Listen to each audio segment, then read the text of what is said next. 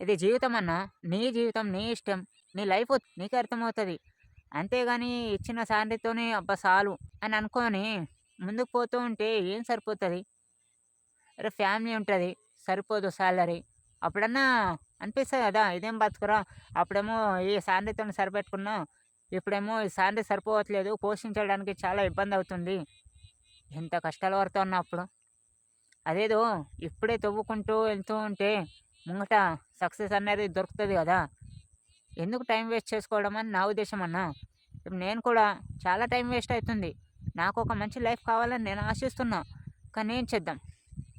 వెతుకుతున్న దారులు ఏ సైడ్ నుండి దొరుకుతాయని చాలా వెయిట్ చేస్తూ ఉన్నా గానీ, వెయిట్ చేయడంలో టైం వేస్ట్ అని అర్థమవుతుంది. ఏదో ఒకటి తీసుకుంటూ, తవ్వుకుంటూ పోవడమే జీవితం.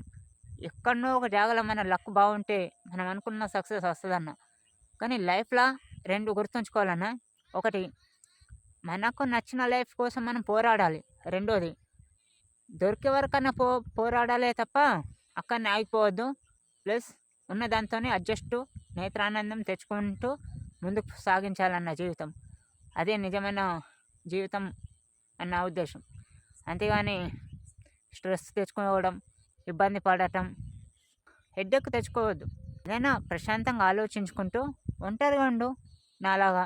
చూడు నేను పొలాల సైడ్ వచ్చిన. నాకు ఒంటరిగా ఉండడం చాలా ఇష్టమన్నా. నేననుకున్నప్పుడు హ్యాపీగా ఉంటా. అందరితోని కలిసి ఉండడం కూడా హ్యాపీనే నాకు. కానీ ఎక్కువైతే నాకు ఒంటరి లైఫ్ అనేది చాలా ఇష్టం. ఎందుకంటారా? ఒంటరి లైఫ్‌లోనే మనమేంటో మనకు తెలుస్తది. మన మైండ్ సెట్ అర్థమవుతది. మనం ఏం చేస్తున్నాం? ఇంకేం చేయాలి? ఎలా కష్టపడాలి? ప్రతీదీ మనకు అర్థమవుతది. 10 మందుంటే ఒకడు నీతి చెప్తాడైతే ఇంకొకడు చెడగొడతాడు. వాళ్ళ మాటను నమ్ముకుంటాం మనము మోసపోతాం. కన్‌ఫ్యూజ్ అయిపోతది. వీడు ఎట్లా అంటాడు? వాడు అట్లా అంటాడు. అమ్మా! పెద్ద రామఘోషన్న ఈ జనాలతోని. వాళ్ళు బతకరు.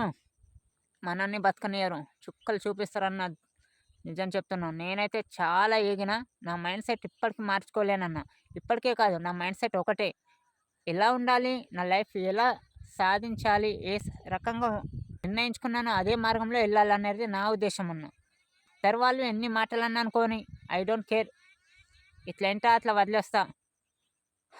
కానీ నా ఆలోచన, నా నా మనసు, నా జీవితం ఈ మూడిటిని నేను ఎప్పటికి వదలలేనన్న.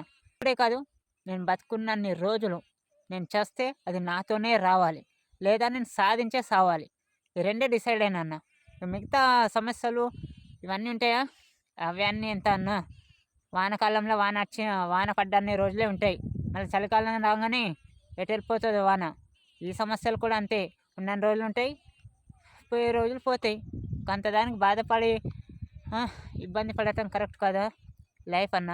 ఆలోచించి ముందడుగేయండి ప్లీజ్. దయచేసి.